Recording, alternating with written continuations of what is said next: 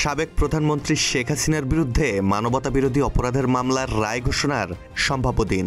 আর ঠিক সেদিনই রাজধানীতে লকডাউনের ডাক দিয়েছে বর্তমানে কার্যক্রম নিষিদ্ধ আওয়ামী লীগ। আর তাতেই সারা দেশে ছড়িয়ে পড়েছে উত্তেজনা, শঙ্কা আর গুজব। সামাজিক যোগাযোগ মাধ্যমে ছড়াচ্ছে ঢাকায় গণজমায়েত হবে, সড়কে লকডাউন হবে, সরকারি স্থাপনায় হামলার পরিকল্পনা আছে, এমন নানা দাবি।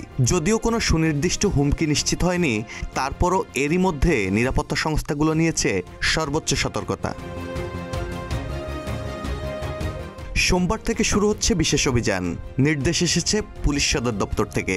মাঠে নামবে পুলিশ, র্যাব, বিজিবি, সেনাবাহিনী এবং গোয়েন্দা সংস্থার সমন্বিত টিম। রাজধানী সহ বড় শহরগুলোতে বসছে নতুন চেকপোস্ট। গুরুত্বপূর্ণ স্থাপনায় মোতায়েন হচ্ছে অতিরিক্ত ফোর্স। র্যাব বলছে 10 নভেম্বর থেকে মাঠ পর্যায়ে আইনশৃঙ্খলা বাহিনীর তৎপরতা স্পষ্ট দেখা যাবে। সব মিলিয়ে 13 নভেম্বর শেখ হাসিনার রায় ঘোষণার সম্ভাব্য দিনের আগেই রাজধানী ও সারা দেশে নিরাপত্তার সর্বোচ্চ পর্যায়ে জোরদার থাকার বার্তা দিচ্ছেন সরকারের আইন প্রয়োগকারী সংস্থাগুলো। ডেস্ক রিপোর্ট, প্রতিদিনের বাংলাদেশ।